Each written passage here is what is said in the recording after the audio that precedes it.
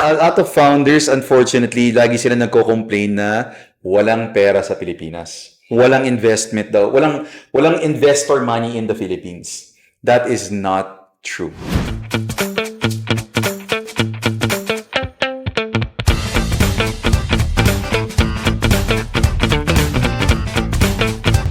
Kumusta mga kakwentuhan? Jay Olos here and welcome to One CFO's Kwentuhan Podcast Season 2. This season, we will address the key growth challenges faced by businesses in the Philippine market. We will be sharing real solutions through real talk with entrepreneurs, innovators, and disruptive leaders.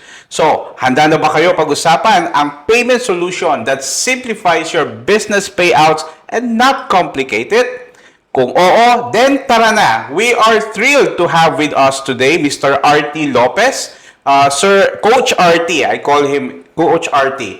Is it just the co-founder and COO of NextPay, which is a platform that's seriously simplifying payouts for all businesses? He is also the startup coach with BrainSparks, helping dreamers become founders. Ganda, di ba? So, Coach RT can definitely give us insights both as a coach to startup founders and also as a startup founder himself. So I'm super excited on this episode. So without much further ado, welcome to the show, Coach RT. Thank you. Maraming salamat, Boss Jay. Very happy to be here and thank you for inviting me. It's our pleasure, and thank you so much for braving the traffic. I know you came from so far. Going here in Eastwood is really a struggle, but No yeah, problem. thank you so To much. help you and support entrepreneurs always. So I'll dive in as a question. No? So of course you're very well known in the startup industry, tech industry, but for our parang other business owners at medyo brick and mortar, no. So how do you usually introduce yourself? Maybe say something a little bit about you, your background. Sure, no problem. So, again, hello everyone. Happy to be here. So, I'd like to introduce myself. So, I'm Coach RT. I am the co-founder of BrainSparks, and as mentioned, we like to turn dreamers into founders. So, we really help entrepreneurs and startup founders. So, in the course of doing that for how many years, I've also put up several businesses myself, and one of those is NextPay. So, I am also currently one of the co-founders of NextPay, and in NextPay, we always like to say that we want to be able to help put the power of big banking into the hands of small businesses. We've been doing that, and our vision is really to eventually be able to help and provide financial wellness for every Filipino. So, yun yung gusto natin i-achieve, and that's what we're trying to do through both BrainSparks and NextPay. Let's move muna with NextPay. So, Sure. para sa kaalaman po ng lahat, NextPay is one of those very few Filipino startups who made it to Y Combinator, no? So, Coach RT, could you share with us a brief overview of what NextPay is and your experience with a Y Combinator startup? Sure. So in NextPay, we say that we want to be able to help provide financial wellness to every Filipino. And the way we do that is we try to provide the services of big banking into the hands of small and growing businesses. So in a way, parang sa mga negosyante, sa mga entrepreneur, na unfortunately hindi nakakakuha o walang access sa corporate or business bank account, doon kami tumutulong. So tinutulungan namin yung mga small and growing SMEs and businesses na magpadala ng pera, mag-manage ng pera, and mangolekta ng pera. So send money, manage money, and collect money. End-to-end talaga. No? Talagang ARAP. Kumbaga sa finance accounting, ARAP, tsaka yung working capital management. correct. And sa mga nanonood, kung hindi nyo alam kung ano yung ARAP, as a founder, kailangan alamin nyo yan. So natutunan namin yan. Kailangan alamin nyo ang ibig sabihin yan. So yeah, that's what we do. And more or less, we handle mga 90% of the financial transactions of a SME and able to help support them with our platform and technology. I think it's very talaga fitting lalo na sa Philippine market where 99.6% of the businesses here are comprising ng mga MSMEs, no? And a lot of them doesn't really have access to formal banking because number one, there's that long documentary requirements and all that so many things na kailangan i-comply. And for a company or a business na super small, parang you have to is it worth it ba? Kaya maraming hindi nag-open ng account cash basis pa rin I think that's that's basically, I think NextPay is really trying to I would say fitting that solution kasi imagine kahit maliit lang na kumpanya ako, I get the experience of banking, no? And not just banking na traditional, this is really high-tech na banking experience, no? Through payments, no? Yeah. So, yun. So, yes, go. Then sabi ko lang, alam mo, Boss Jay, nung nagre-research kami when we were starting NextPay, na-recognize and na-realize namin na 9 out of 10 businesses are financially underserved. Ang laki ng market, ang daming nangangailangan, pero unfortunately, walang nakakatulong. Correct. We need to do something about it. And that's why we started NextPay. Right, yeah. So, and just for FYI po ng mga listeners and watchers natin, NextPay is also regulated by the central bank. They have an OPS license. That is correct. So, safe po ang mga pera ninyo. So, it's supervised by the Bangko Sentral ng Pilipinas. I just want to go back lang, Coach RT, doon sa moment, no? Ano yung aha moment na-encounter that led to the discovery or establishment of NextPay? Okay, magandang kwento to, Boss Jay. And dahil ako nag-iisa dito and wala yung co-founders ko, ilalaglag ko sila. So, ito kasi yung kwento, ito yung nangyari. Yung co-founders ko, si Don and si Aldrich, they actually are Phil Canadian. And then, nung nakakuha na sila ng learning, education, and early success in the startups that they were working with. So, pareho sila nag-work kasi for startups na naging successful. So, marami silang natutunan. And na-realize nila gusto nilang bumalik sa Pilipinas para to try and see how they can share that information and knowledge and also be able to help the economy and basically solve real problems. Yeah. Alam mo ba, Boss Jay, kung ano yung tinayo nilang negosyo? Ano? Nagtayo sila ng online flower shop. Online flower shop. Yes. And kakaiba tong online flower shop na to. Kasi it was an online flower shop that helped mga unfortunate males na nagkakaroon ng lapses in judgment or lapses in memory. So literal, the website is supposed to help you pag may ginawa kang mali. Kailangan mo mag-sorry. Nakalimutan mo ng birthday o nakalimutan mo ang anniversary. And ang gagawin mo lang, i-click mo lang, sasabihin mo lang anong ginawa mong mali. And then kanino mo bibigay, kunyari, nakalimutan ko birthday ni asawa or anniversary with girlfriend, and then siya na bahala. It was a great idea. And honestly, there were a lot of users that wanted to use it. But in the process of raising or putting up that business, na-realize nila, ba't napakahirap magtayo ng negosyo sa Pilipinas? Yeah. Nagtayo sila ng negosyo, maraming businesses, small businesses in Canada and in Vancouver, and madali lang. Dito napakahirap, lalo na pagdating sa pera. When it comes to like filing your taxes, monitoring your both your AR, AP, 'di ba? Getting a bank account. Hindi sila makakuha ng bank account. So, yun yung mga na-experience nila. And then, na-realize nila, teka, kahit na malaki yung problemang nasasolve natin sa online flower shop, meron tayong mas malaking problemang masasolve na mas maraming negosyo ang nangangailangan. And at the time, I was helping coach them and guide them through that process. So, tinulungan ko sila while they were putting up NextPay. And yun nga, that's really what they wanted to do, to help businesses or businessmen like them and entrepreneurs like them be able to not just start, but really operate and run a successful business in the Philippines. Wow. Ganda ng story. Parang started with an online flower shop to a bigger problem, most fundamental problem. I'm happy na nakita nila agad yung problem na yun. Kasi totoo yan. Kasi kami dito sa One CFO, when we deal with our parang services namin sa clients namin, majority talaga ng transactions are, of course, payments. No? Payments or even yung AR. So, depende yan kung gaano kadami yung ini-issue mong invoice. And it all boils down to cash flow. Correct. So, if you have a dashboard like NextPay, you can really keep track of, what's coming in, what's going out, and you definitely know how much really is the money that you have in your bank account. It's like your bank account na talaga. Yes. Kung wala ka account sa banko, sila na yung magiging bank account.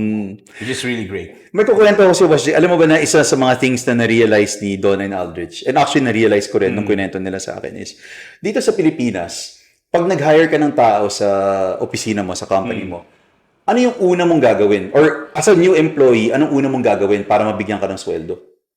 Open a bank account. Open up a bank account. Pero, not just any bank account. Kailangan mag-open up ka ng bank account in the same bank brand, and then sometimes in the same bank branch as your employer. Kailangan mag-open up ka ng bank account doon. And unfortunately, for some banks, that means na literal, pupunta ka doon sa bank branch, hassle. sign ka ng mga 10 form, Oo. tapos mag-antay ka ng 2 linggo para bigyan ka ng payroll ATM card, debit card, tapos yun ang gagamitin mo para sa payroll mo, di ba? Oo. I thought that this was how the world works.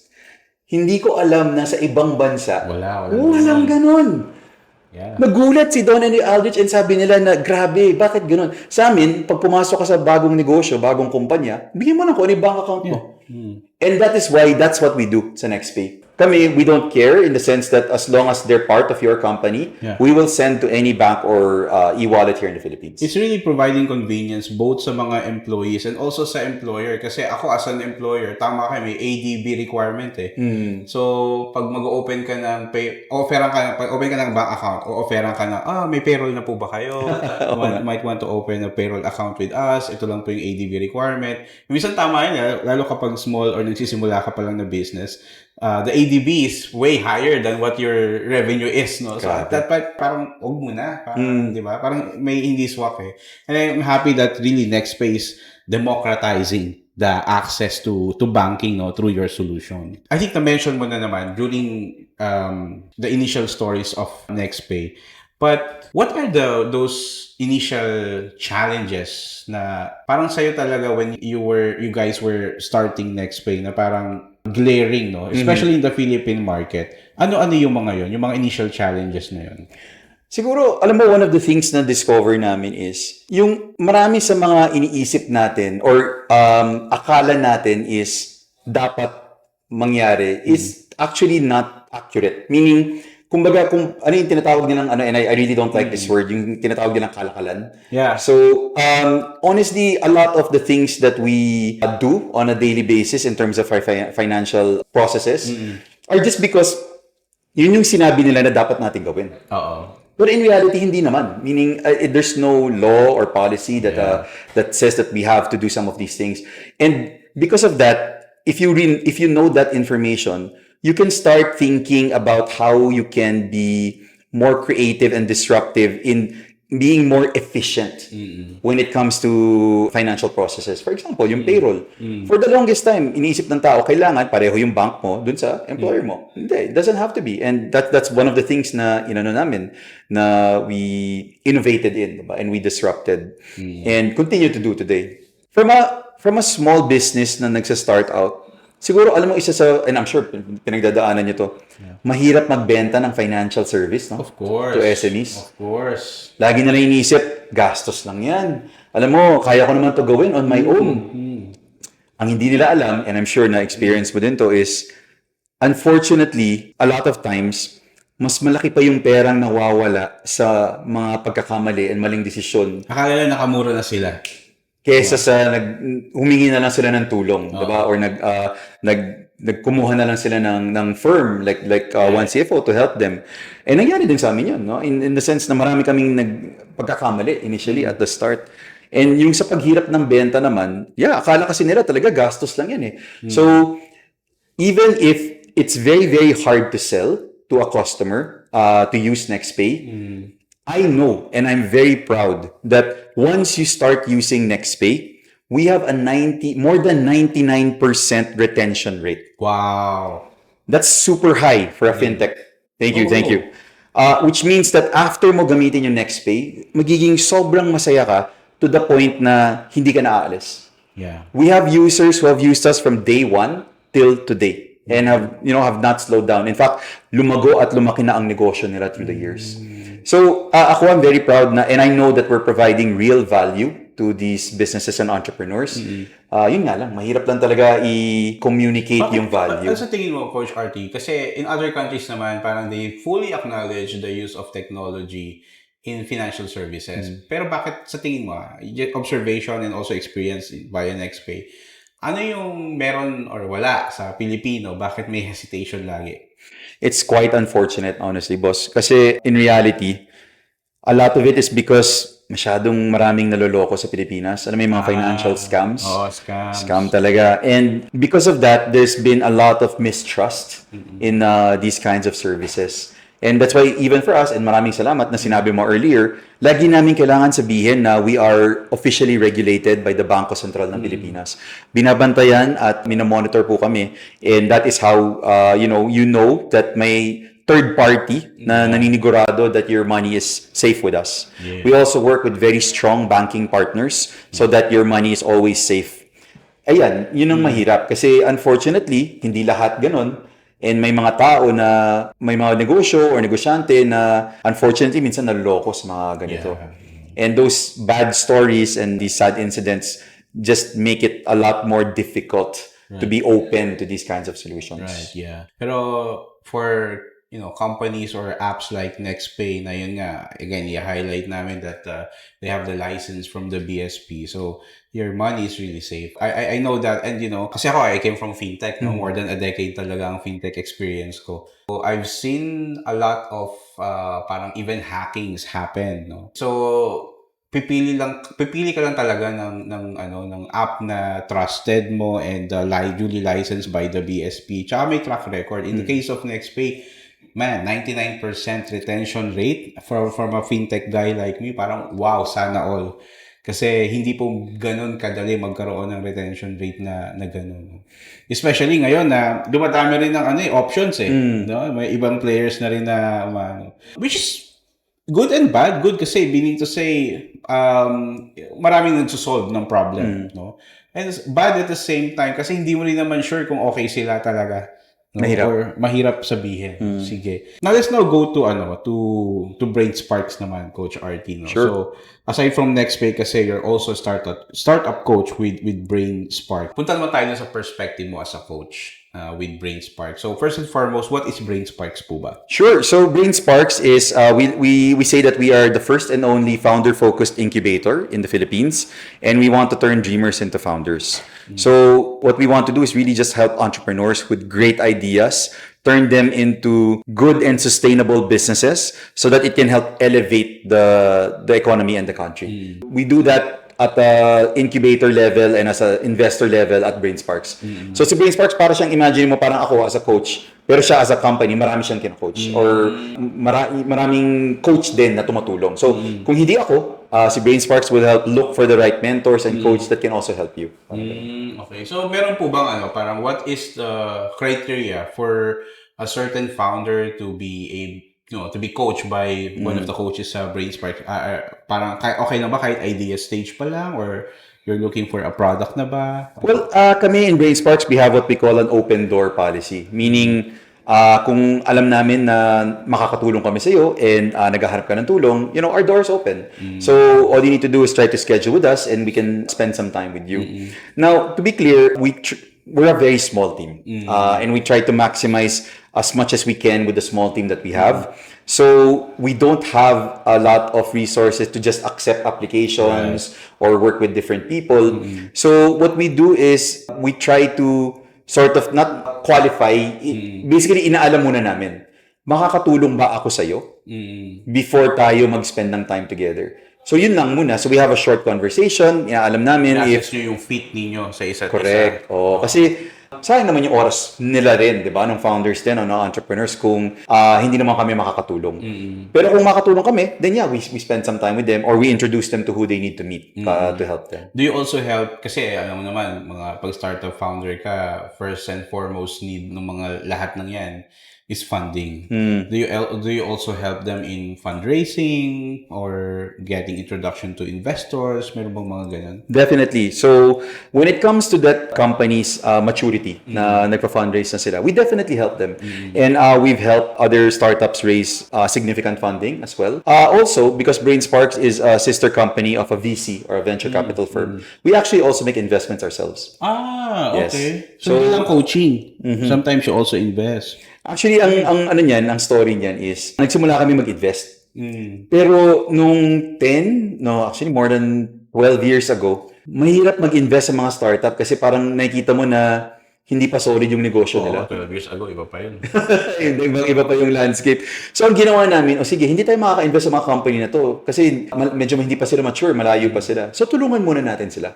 And kaya nabuo yung BrainSparks. So, BrainSparks was there to help coach and guide entrepreneurs so that when they are ready and their business is ready, then we can invest in them through our venture capital arm. Okay. So BrainSpark, I would assume, invest in pre-seed and seed stage, mga ganun. Yeah. So initially, siguro, we would like to say na siguro from seed to about Series A. So anywhere between mga $50,000 to, I think the largest we've made is mga $3 million. Wow, laki din. Medyo mature na yung $3 million, pero umaabot naman sa ganun if it makes sense for us. So we do that through our sister company, First Asia Venture Capital. First Asia. Okay. Kasi I also listen to some of your podcast guestings, no? So, sobrang hands up ako on your experience in coaching founders, and I'm also a founder. So, ano sa tingin mo yung pinaka-common parang strength na trait ng Filipino founder as compared sa other founders out there? Darating din ba tayo sa weakness? Of course. Kailangan natin yung strength. Ano ba gusto mo unahin? Sige, weakness na lang. muna. Sige, weakness Kasi parang mas maganda yung maganda yung flow kung weakness ang pag-uusapan natin Weakness, unfortunately, is that, and this is very sad, no? Where Filipino founders are not as confident or don't think as big. They don't dream as big. So, kunyari, pag iniisip mo, pag tinanong mo sa kanila, sige, paano ma-expand yung company? So, magsisimula ako sa Quezon City, tapos mag-expand ako to include Makati. Okay. After nun, paano ako mag-expand? So, from Makati, include na natin si Cavite. Parang very, tama naman, but at the same time, yung thinking is very small, unfortunately, especially from an investment point of view. Yeah. Where you want to see founders who are really confident in their business and in the product that they're building, that they're able to help not just 10,000, 10 million or 100 million people, and even maybe outside of the country, diba? Expanding regionally. So that's always been one of my painful concerns when it comes to Filipino founders. Nagbabago naman, and I think dahil medyo tumatanda na rin and nagmamature na rin yung Philippine ecosystem, yung startup ecosystem, natututo na rin sila. So, nagbabago naman. So, that is, I think, one of the weaknesses. I think that mag-add lang ako ng a couple more kasi mas Sige. So, another It's good that we're having this conversation kasi, of course, marami tayong founders na audience So, ito diretsahan to, and binigyan ako ng permission pa makipag-usap ng diretsahan, no. A lot of founders, unfortunately, lagi sila nagko-complain na walang pera sa Pilipinas. Walang investment daw. Walang investor money in the Philippines. That is not true. Significantly wrong. That is not true. There is a lot of potential investment and investors in the Philippines. What are lacking are good founders that are investable. And I want to be clear. I'm not saying you guys are, there's a lot of founders na hindi magaling. Maraming magaling. Ang problema when I say investable, you have to be ready. Meaning yung company structure mo is proper, yung AF, yung financial documents, yung lahat ng requirements mo, padaliin mo yung buhay ko as an investor na mag-invest sa'yo. Hindi yung saka ko lang malalaman, gusto ko na mag-invest sa'yo, ano ka pala, sole prop, o kaya OPC, tapos yung cap table mo, ang gulo, tapos yung hindi ka registered o yung shares mo, so 100 shares lang pala yung company mo. So, yung mga things na ganun, no, na hindi ka ready, hindi ka investable, unfortunately are some of the reasons kung bakit hindi na nahihirapan mag-invest ang investors dito. And dahil hindi nga prepared yung mga Filipino founders. So, yun. So, mga mistakes is akala nila walang pera. Technically, may pera naman. And then at the same time, kailangan ready ka lang talaga na investable ka. And one part of being investable is thinking and dreaming big. Diba? Having a big vision of what you want to do and what you want to achieve. Yeah. I super agree lalo na dun sa area na. Kasi ako, I started on the startup scene global or regional agad So, yun yung nakita kong advantage ko na I started actually outside of the Philippines. No? So, nagkaroon ako ng agad na think big. Especially for founders. definitely investors want a bigger market kasi that means a bigger return for them later on. No? So, ang iniisip ko lang, bakit kaya ganun? Bakit Quezon City, expansion, Pasig? Alam mo kung bakit? Isa pang malungkot na story ito eh. We do not have a really good success story. Yung parang hero, like kunyari, the Tokopedias or the Gojeks of Indonesia or the Grabs of Malaysia, wala pa tayong ganun eh. Unfortunately, and I want to be clear that this is the first time in history, and I've been doing this for a long time, for more than a decade, where malapit na tayo doon. May mga startup na umaabot na doon. So, it's a really good time for Philippine startups. Pero wala pa rin. Wala pa tayong bida eh. Wala tayong Nadim or Anthony Tan na to look up to. And I think that is something that's important.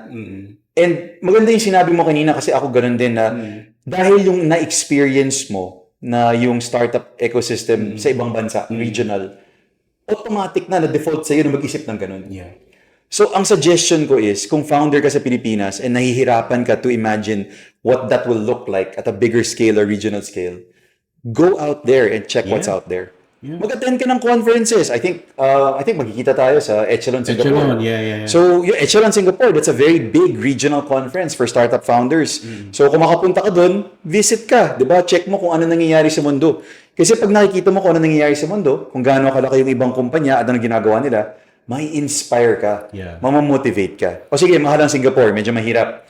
Punta ka na sa Echelon Philippines. So, Echelon Philippines, that's in September. So, yun yung parang local version natin ng regional na conference. Marami ka rin matututunan doon from founders from here and all over the world and from other areas, no, even not just in Southeast Asia, pati from the US and Europe. And hopefully ma-inspire din kayo and ma-motivate kayo to grow and build your companies and startups. I'm really happy that you mentioned or you tackled that kasi of course I also work with founders particularly on financial modeling, helping them on fundraising. Pag nakikita ko na yung expansion term nila is parang hindi naman talaga expansion. So yun, medyo may problema na talaga. So I would say there's a lot of education needed. Yes. No? At the founder level. It's also one of the reasons din kaya I built One CFO kasi my exposure was really finance at a bigger scale. So I've talked to investors, some of the biggest funds in the world also. I realize how they think. At kapag may founder na lumalapit sa amin na, hey, can you help me on this, blah, blah, blah, whatsoever. At nakita ko agad na medyo limited yung thinking. There's a lot of education that needs to happen for that founder. Isa nga sinasabi ko, hindi ka VC investable kung ganyan ang ano mo. So, sa mga founders na listeners natin, don't take it na negatively. It's part of coaching. It's also part of, building, no? In my career for more, tanda ko na. Huwag yun natin pag-usapan yan. Hindi ko sabi kung ilang years. Baka kailangan magsalita rin ako. Wag na. I've worked with the dozens of founders na. No? So we have exited some companies na. And makinig lang kayo sa mga coaches like si Coach RT. So if you want to get some coaching, try si Coach RT and also the Brain Sparks team. No? Actually, I want to say also, Boss Jay, that the fact na nanonood kayo ngayon ng podcast na to is a good step in the right direction. Kasi that means as a founder, as an entrepreneur, naghahanap ka na ng ways to learn and matuto. And, thank you so much to Boss Jay for the podcast that helps educate and share experiences to founders that you are trying to learn. So, good job on them. And, good luck also na sa pag-grow nila. Punta naman tayo sa strength. That's not all negative sa mga founders there. So, I do believe may mga pa rin tayo, strengths tayo as a founder, especially Filipino founders. Ano sa tingin mo, Coach? Okay, so founders kasi, one of the most important traits talaga is grit. Grit. I mean, you can use other words like resilience or robustness, but it's just grit. Being able to be scrappy, being able to take the punches and still pursue. And to me, a lot of founders in the Philippines, they try to solve real problems. Problems that are talagang nakaka-apekto sa buhay ng mga nila and sa buhay ng mga mahal nila and yung mga nakakasama nila. And because of that, they are truly passionate and they're truly motivated in what they're trying to do. Meaning, hindi lang sila nagtayo ng negosyo para yumaman o para kumita. It's because they really want to solve a real problem. And I think that's a really important strength. Now, magkukwento lang ako. Sige. So, one time nagpunta ako sa pitch competition sa Hong Kong. Okay. And this tumatak sa akin to eh. So, one of the founders there, ang pitch niya is, he was trying to put up a startup. And the goal or the problem he was trying to solve was, how do you get your Starbucks coffee 5 minutes faster than normal? Okay, I mean, baka problema talaga yun sa Hong Kong, di ba?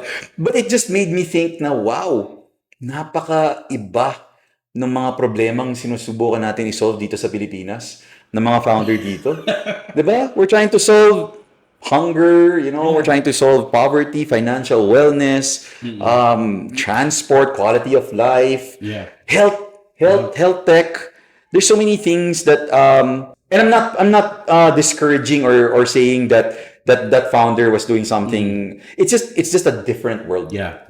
It's just a very, very different world, and they're just very different problems and challenges.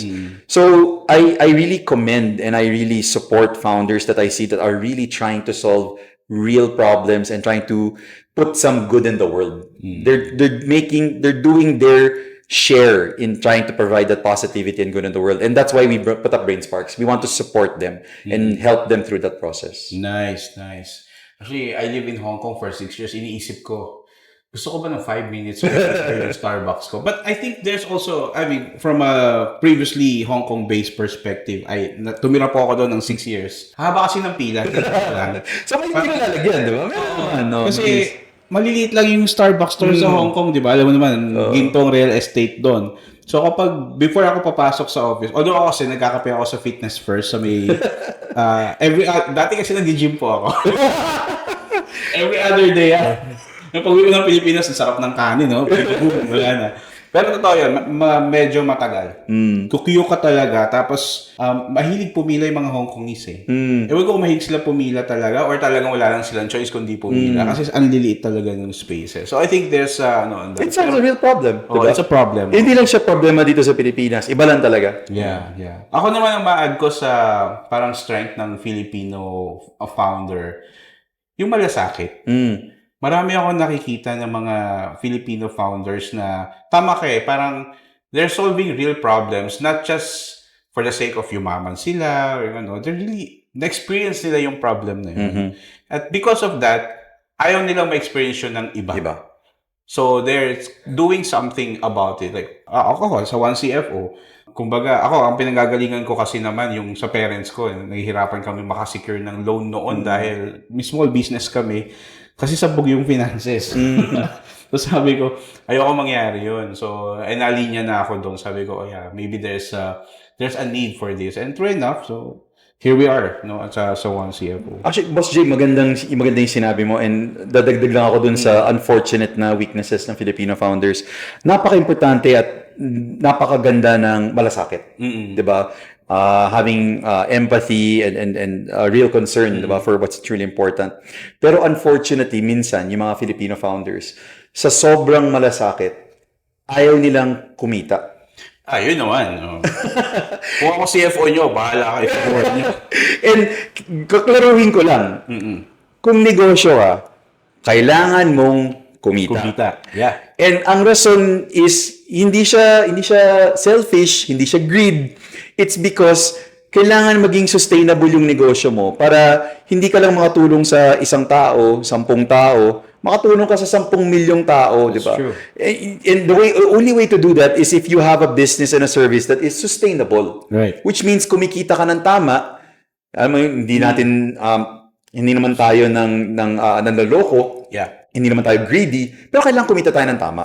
And unfortunately, that's another concern for Filipino founders. Oo, yun nga there's a thin line. Ito, napansin ko to since I've been helping a lot of Filipino founders, and not even mga nasa ibang bansa. Iba po ang pagtatayo ng startups sa advokasya or charity. No? So, startup is a business. It's still a business. Kaya kami dito sa 1CFO, we're really espousing building cash flow, sustainable businesses, no? Para alam mo yun, lumalaki yung negosyo mo, nakakapag-serve ka pa ng mas madami. Hindi po pwede na, may mga president kasi, pero gone are those days na parang, sige, okay lang mag-lose ng money kasi may funding naman tayo. Medyo nawawala na rin ng tubig ang balon. So, Mga 2 oras na usapan din yan, Boss Jay. Ibang episode. Pero sige, pwede natin pag-usapan minsan. kaya, yun, you have to make sure na, and even, there's also a shift in mindset na rin of some of the investors na nakausap ko. They're really looking into na yung sustainability and profitability. Which is for me, as a finance person, is great. Because back in those days, parang kino-question ko rin yung sarili ko, bakit kami nakapag-raise ng Series B ng ganito yung itsura ng ano namin. No? So, yeah. So, those are the, I would say, realizations. No? So, Coach RT, no? We're now into this, parang let's get real question. No? So, my question that I'd like to ask you in this Let's Get Real question. So you've been into both sides of the fence as a coach to startup founders and also as a startup founder yourself, no? Ano yung naging realization mo or mga meets before na or truths or lies na na-realize mo nung nag-switch ka from being a startup coach now to a founder?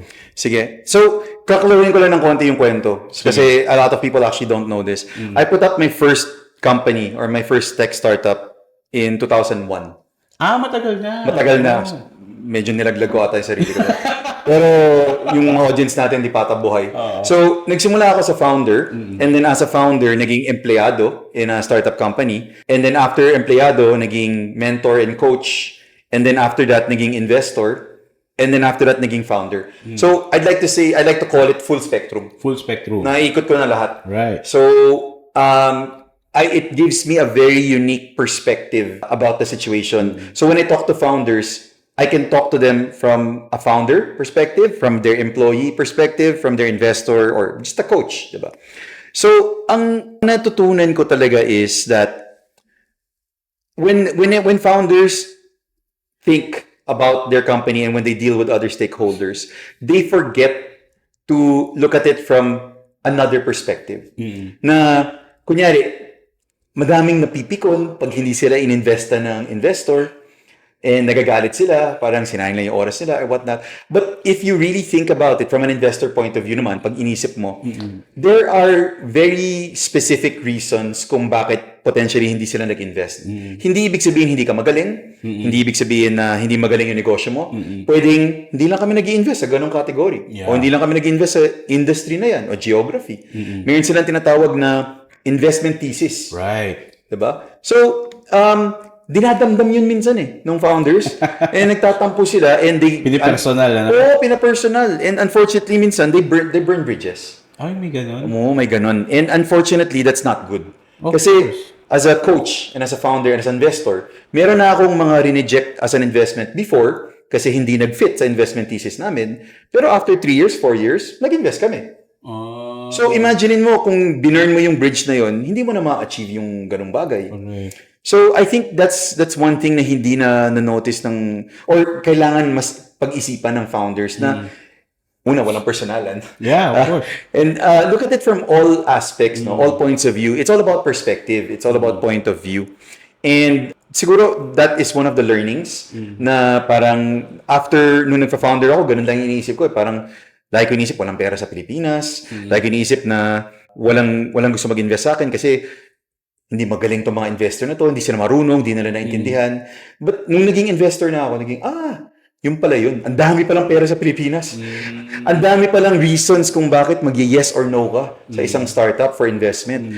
And ang dami palang mga random but very urgent and important things that dictate whether an investment is a good fit or not. Right. So, after going full spectrum, dun ko lang na-gets. Doon ko lang natutunan. And that's part of what I want to share with every founder, that full spectrum perspective.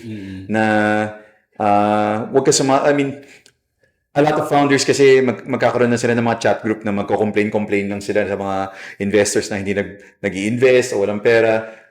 be more mindful and really try to process it from the eyes and ears of the investors themselves. Yeah. And if you do that, you'll learn a lot more, and maybe now you'll start talking to the right people. Right. And eventually you'll get that investment that you need. Wow, ganda nun. No?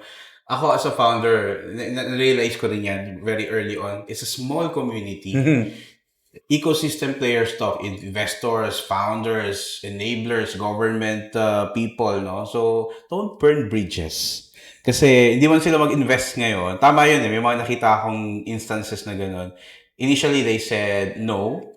But 2 years after, kapag medyo okay na, kasi parang may mga nakikita silang medyo risk at the early stage na over time, nadid-risk. So, comfortable na to invest. Correct. No? So, ticking off the boxes, parang ganyan. So, don't burn bridges. So, yun yung na nagigets ko dun sa sinabi ni Coach RT. And it's a relationship building game. Correct. So, hindi naman isang best lang kami, wow, si Coach RT. Coach RT, mag-pitch ako sa'yo ngayon. Nag-no sa answer si Coach RT, parang, okay, wag na. And I have to understand, ngayon lang ako na-meet ni Coach RT. So, kailangan mag-build ng relationship talaga. No? So, yun. So, actually, may kwento ko na may isa kaming portfolio company na nag-antay kami ng 4 years. And after 4 years, saka lang kami nag-invest. Kasi saka lang nag-fit sa investment thesis namin. And until today, they're a portfolio company. So, nangyayari talaga to. And maraming example na nangyayari ganito. So, are you, overall, last question na lang, Coach RT. If, sabi mo kasi kanina, papunta na yung Pilipinas doon sa golden era ba yun? Startup? Yes, ganyan, yes. no? Ano yung nakikita mong future ng startup industry dito sa Pilipinas kapag nangyari yung golden era na yun? I mean, will there be like a significant change in terms of the society, how society here in the Philippines work because of the impact? Or another thing is in terms of economic impact then, will these startups be able to help yung mga basic problems natin, poverty, mga ganyan, overall? Gawin natin parang kwento, no? Parang sine. Sure. Where I truly believe that in 2019, we were on the way there. In fact, I have said this multiple times that I feel in 2019, we were entering the golden age of Philippine startups. And the reason I say that is because in 2019, we broke so many barriers. We broke so many ceilings when it came to investments. So we saw several companies break the Series A and Series B ceiling of investment. We also saw investments from foreign VCs come into the Philippines in a lot more significant way in terms of dami ng investors and ang laki ng investment. So 2019, maganda na. Unfortunately, COVID. COVID happened. Medyo na-halt yung growth natin, and no need to talk about it, but the world adjusted. And unfortunately, that kind of slowed down our momentum. And then 2021, unfortunately, is the time of the bubble naman. Yung sinabi mo kanina, yung tipong mag-raise ka ng pera, may magtatapo ng pera dyan sa'yo. Every corner, may mag-i-invest, no? And yun nga, it was grow. Let's not focus on profitability, or let's not focus on revenue yet. Grow muna. And then medyo pumatok yung bubble na yun, 2022, diba? 2023. And now, I feel we are starting to come back into the same momentum of the golden age for Philippine startups. And the reasons and the signals for that are that, first of all, nawala na yung noise. Yung noise of the bubble, yung startups and founders that unfortunately were not committed or focused enough, nawala na yung mga yun. And ang maganda doon, natira yung matibay. Yeah. So yung mga founders yung mga gritty. Yan, may grit, diba? Yung mga talagang may resilience. So sila yung naiwan and sila yung nagbibuild ng companies nila. And where it is today, from where it started, medyo gumalaw na. And yun nga, it's focused on profitability, it's focused on delivering value, it's product market fit. So, I would like to ask your final message para sa mga listeners and watchers natin about entrepreneurship or even payments, next pay. It's up to you. Your So, final message. siguro marami sa audience and viewers natin are mga entrepreneurs na nag-iisip, nagbabalak, o potentially baka nagtatrabaho sila sa mga corporations pero nag-isip sila kung dapat magnegosyo sila. Yun na lang, kausapin ko na lang sila kung okay lang. So, ako ang gusto ko lang i-share, so ang dami nagtatanong sa akin, like, what is my biggest regret? And my answer is always the same, is that I didn't start sooner. And I think that if you are waiting for a sign to start, try, put up a business, this is the sign. And I want you to know that there is no right time. There's a one of my favorite quotes is that the best time to plant a tree was 20 years ago, and then the next best time is today. So it's always good to don't wait for the perfect time. There's no such thing, and don't wait for the perfect scenario. Meaning you learn enough, you know enough. Don't. That's not. You learn through the process. Yes. Diba? You learn through the process, and then you learn through podcasts and talking to other founders, mentors, coaches, and that is the best way to start. There will never be a perfect scenario, perfect time, or perfect area where you should start. So just start now. I guess that's what I wanted to leave. There's no better time than now. Wow, thank you so much, Coach RT, for being so generous with your insights. And for the straight talk today, nag-enjoy ako, dami ko natutunan. I think ito na yung pinaka-real talk natin so far. Incredibly valuable. So, sa mga kakwentuhan natin, we hope you pick up practical tips na makakatulong sa mga negosyo po ninyo. And remember, challenges ay parte ng pagninegosyo. And we're here to help you in every step of the way. Coach RT and I, no? So, me on the finances, Coach RT on overall business, startups, whatsoever. So, follow nyo sila sa NextPay and also sa BrainSpark. So, also, of course, please like, follow, and subscribe na rin sa One CFO para mas marami pa tayong matutunan at marami tayong engganyo na mga budding entrepreneurs. As sinabi nga ni Coach RT, no? The best time to start a business I was actually yesterday. If you missed yesterday, you still have today. So start now. So again, this is Kwentuhan Podcast Season 2. Real stories, real solutions for real growth. Hanggang sa susunod na kakwentuhan. Ciao!